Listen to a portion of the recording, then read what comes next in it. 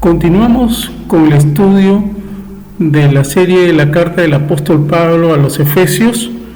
Hoy estamos tocando el tema número 4, que le hemos titulado Recibe conocimiento y entendimiento.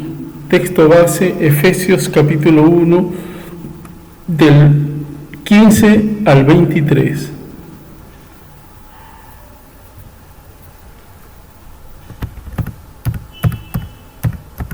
Hoy estamos como ayer, que se nos está yendo el cursor. Pero bueno, retomamos. Santo y fiel, o si eres mujer santa y fiel, porque eso es la iglesia, conformada por santos y fieles. ¿Qué le dice la Escritura al santo y fiel?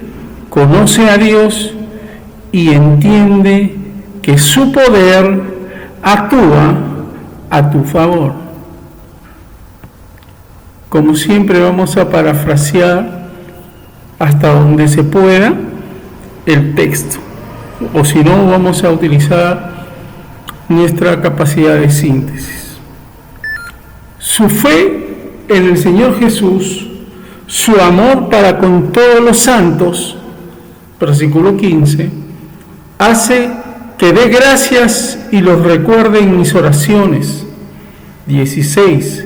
Para que Dios os dé espíritu de sabiduría y de revelación, y le conozcan mejor, alumbrando los ojos de su entendimiento, para que sepáis a qué esperanza Él os ha llamado, y cuáles las riquezas de la gloria de su herencia, a los santos. 18.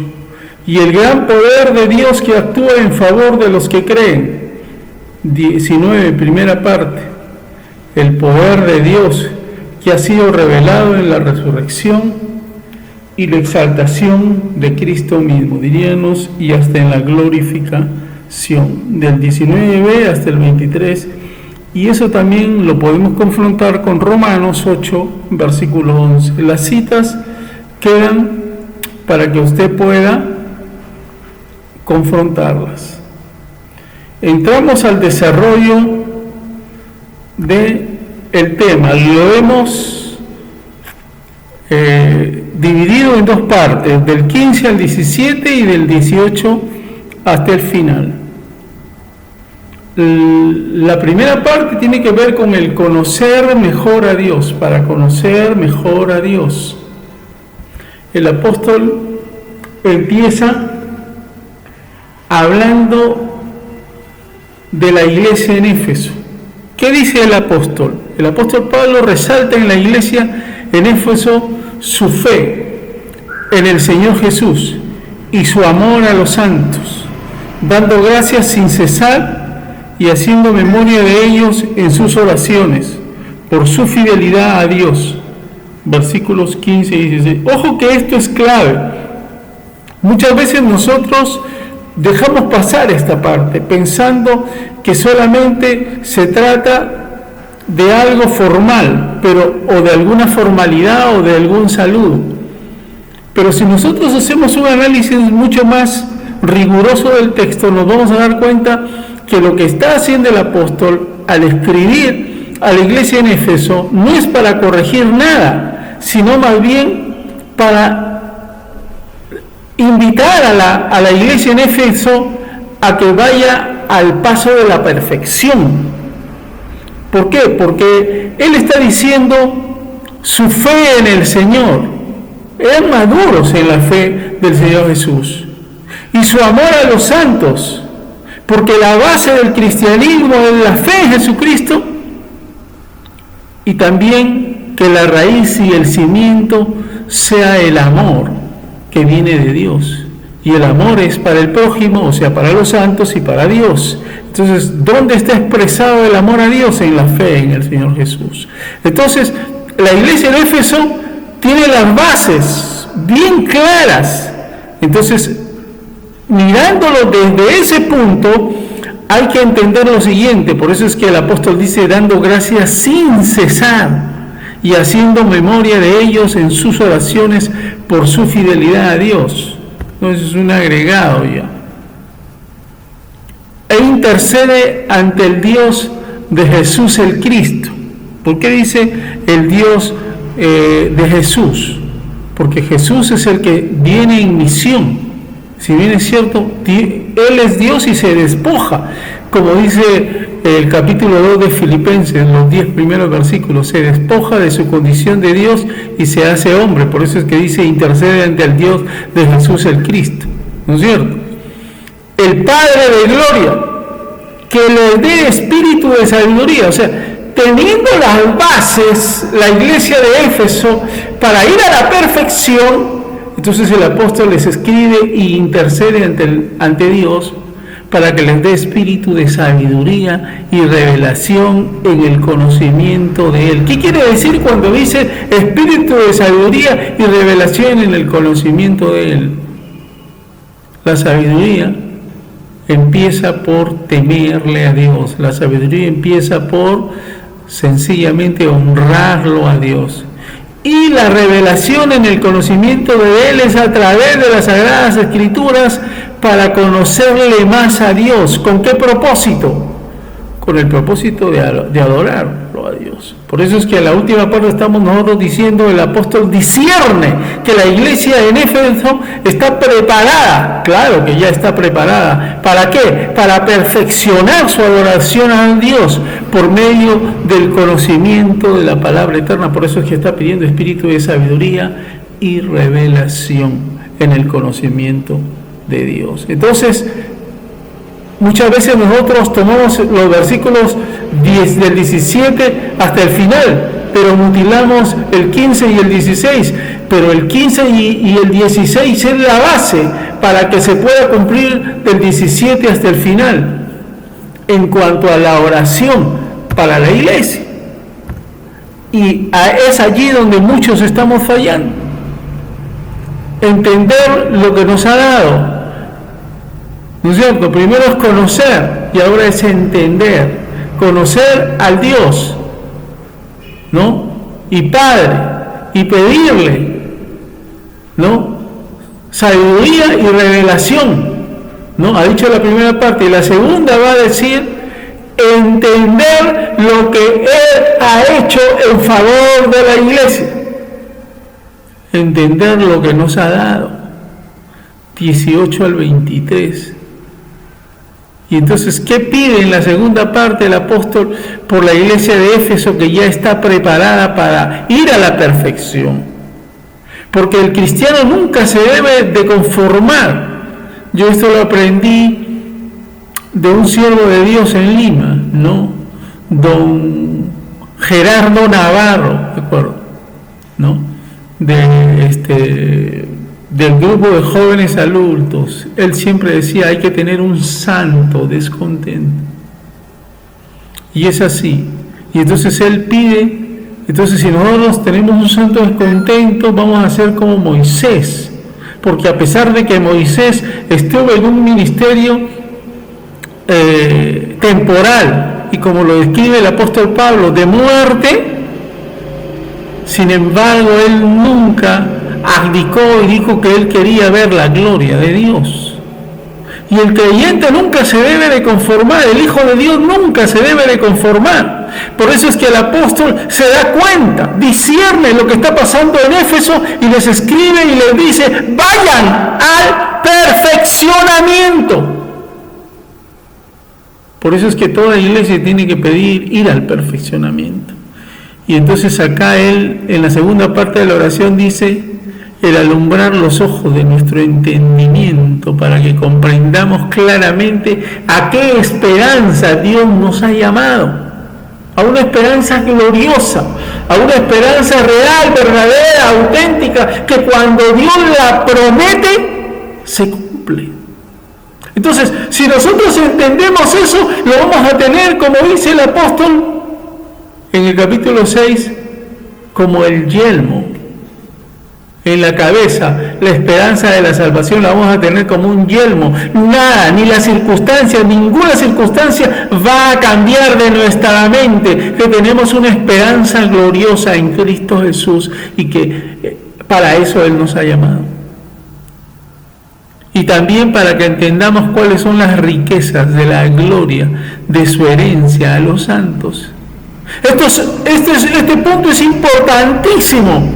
Cuando tenemos la esperanza como yelmo y cuando tenemos bien clara la riqueza de la gloria de la herencia a los santos, entonces tenemos que vivir en esta tierra como peregrinos, de tal forma que entendamos que aquí no está nuestra ciudad, esta no es nuestra tierra, esta no es nuestra ciudad. Somos peregrinos en esta tierra. Nuestras casas son tabernáculos temporales y no tenemos que hacer riqueza en esta tierra.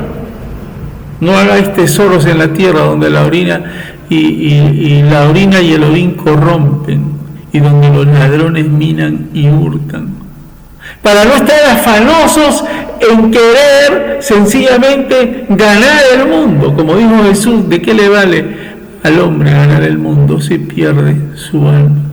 ¿O qué recompensa dará el hombre por su alma? Insensato, todo lo que has acumulado, si hoy te piden tu alma, ¿para quién será? Entonces, si yo tengo bien clara, por eso es que está orando acá por la iglesia y por el perfeccionamiento, para entender, tener la esperanza como yelmo y las riquezas de la gloria de su herencia en los santos, que está en los cielos y es eterno.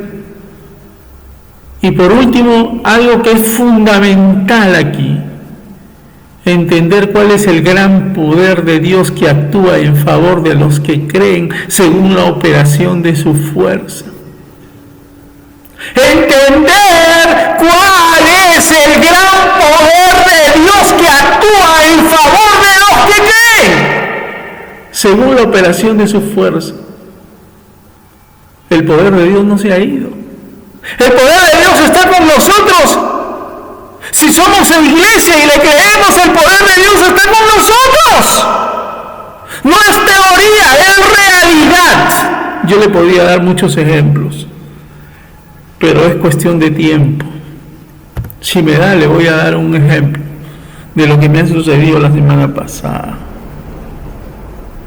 Sí, esa fuerza la cual operó en Cristo, resucitándole de los muertos y sentándole a su diestra en los lugares celestiales, sobre todo, y sometió todas las cosas bajo sus pies y lo dio por cabeza a la iglesia, que es su cuerpo. Aleluya. Se nos va el tiempo y por eso avanzamos. Vayamos a una sola aplicación. Acá es muy importante que cada uno de nosotros, si es parte de la iglesia, discierna que hay que discernir que el espíritu de sabiduría y revelación que está pidiendo el apóstol, cuando se da cuenta de que una iglesia ya puede dar el salto de calidad a la perfección, nos permite conocer mejor a Dios por medio de la palabra eterna, y perfecciona la adoración a Él y alumbra el entendimiento para conocer la plenitud de la esperanza y para que no nos perdamos ante las circunstancias de la vida, sino que tengamos la esperanza como yelmo. Y cuando tenemos bien clara la esperanza y la herencia, no vamos a estar sencillamente haciendo tesoros en esta tierra. Y cuando nosotros conocemos y creemos en su gran poder que actúa en favor de nosotros, no vamos a actuar como si estuviéramos desamparados, sino que estamos del lado de quien nos puede resolver cualquier problema, inclusive el problema de la muerte. Y como última conclusión, si me da el tiempo, doy un testimonio con respecto a esto. Santo y fiel en Cristo Jesús, ora a Dios para que Él te dé espíritu de sabiduría y revelación, para conocerle y adorarle conforme a su voluntad, y que alumbre el entendimiento en la esperanza de su llamado. su rica herencia, creyendo en su gran poder. Eso tenemos que orar. Si nosotros verdaderamente ya andamos abrazados de la fe de Jesús y vivimos saturados del amor de Dios, podemos dar el salto de calidad, podemos dar el salto del perfeccionamiento y orarle a Dios para que nos dé espíritu de sabiduría y de revelación, para conocerle a través de las Sagradas Escrituras y adorarle conforme a su voluntad, y para que Él alumbre el entendimiento en la esperanza de su llamado, su rica herencia, creyendo en su gran poder. Si vivo en la fe de Jesús y amo con el amor de Dios al prójimo, Dios obrará y me responderá la oración. Tengo unos minutos para dar un pequeño testimonio. Yo la semana pasada estaba mal, ¿no? Ando a veces mal porque sencillamente tengo una enfermedad, como diría, cronológica, que creo que se le llama así a la diabetes. Entonces a veces tengo picos, ¿no? Que se me sube o se me baja, y cuando no me llega glucosa a la sangre, entonces tengo al cerebro tengo problemas. Y yo un día, no sé si ha sido de la semana pasada, no sé si ha sido jueves o viernes, le conté a mi hermano, ¿no?, lo que me había pasado, y le digo, he llegado casi agarrándome de la puerta en la casa si no me caía, ¿no? Llegué, oré a Dios y me calmé. Al día siguiente que yo le comenté a él, entonces él con su gran amor agarró y me dijo, mira, yo tengo acá unas pastillas, y me las dio, me dio como 4 o 5 clases de pastillas. Yo vine a casa, caminando para ir a casa, y yo le dije a Dios en mi oración, porque hay que ser osado, ¿no? Y yo sí le creo a Dios. Entonces yo le dije, Señor, pero el poder tuyo está con tu iglesia. No quiero depender de las pastillas, Señor. Llegué a casa, no tomé ninguna pastilla, tomé un poco de agua por la noche, me acosté, a las 11 de la noche me levanté y no tenía absolutamente nada hasta el día de hoy. Mi hermano no sabe que no tomó ni una pastilla. Cuando comenzamos a creerle a Dios, Dios actúa con ese poder que levantó a Jesús de los muertos y que lo glorificó y lo exaltó y lo ha puesto sobre todo, y es cabeza de la iglesia. Bendito sea y alabado sea su nombre por los siglos de los siglos. Amén. Espero que nos continuemos regocijando en las siguientes lecciones.